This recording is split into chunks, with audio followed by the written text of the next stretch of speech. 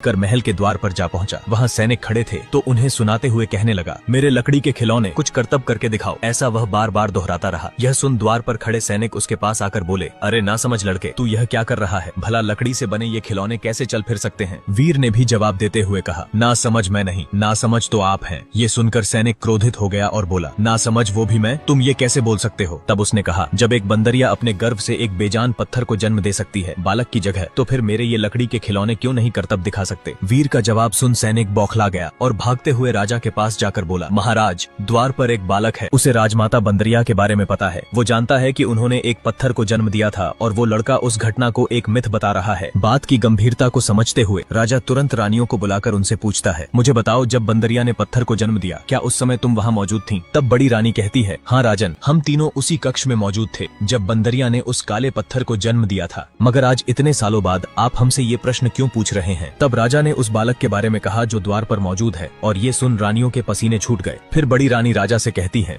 ऐसे झूठे पाखंडी लोगों को हमारे नगर में रहने न दिया जाए। उसे भी रानियों की बात पर यकीन हो गया। अब बिना सोचे राजा ने सैनिकों से कहा, जाओ बालक समेत उसके माता पिता को भी इस गांव से बाहर निकाल दो। आदेश का पालन हुआ और किसान को पत्नी और बेटे समेत गांव से निकाल दिया जाता है। अब तीनों जंगल में अपना बसेरा बनाते हैं। इसी तरह 4 साल बीत गए। अब वो बालक जवान युवा हो चुका था। फिर एक दिन वीर एक पेड़ पर चढ़ा शिकार का इंतजार कर रहा था कि तभी गांव की 2 सुंदर लड़कियां पास ही की नदी से पानी भरने आईं। तभी एक शेर अपनी प्यास बुझाने वहां आ पहुंचा। लड़कियों ने जब शेर को देखा तो अपनी जान बचाने के लिए दोनों ने पानी में छलांग लगा दी और नदी के बीचों बीच एक उभरी चट्टान पर जाकर बैठ गईं। शेर ने पानी में जाकर उनके पास पहुंचने की कोशिश की, मगर वह उस चट्टान पर चढ़ नहीं पाया और वापस किनारे लौट गया। वही पेड़ की डाली पर बैठा वीर इस घटना को देख रहा था। तब उसके मन में एक विचार आया और लड़कियों से कहा, सुनो, इधर ऊपर देखो। जब दोनों ने ऊपर देखा तो खुश हो गईं और वीर से कहने लगीं, मदद करो, हमें शेर से बचा लो। तब वीर ने उनसे कहा, मैं तुम्हारी जान जरूर बचाऊंगा, मगर इसके बदले तुम्हें मुझसे शादी करनी होगी। ये सुन लड़की बोली, नहीं, हम दोनों में से कोई भी तुमसे शादी नहीं करेगा। वीर ने कहा, तो ठीक है, मैं जा रहा हूँ और थोड़ी ही देर में अंधेरा हो जाएगा। फिर ना चाहते हुए भी लड़कियों ने उसकी बात मान ली और शादी करने का वचन दिया। फिर वो पेड़ से नीचे उतरा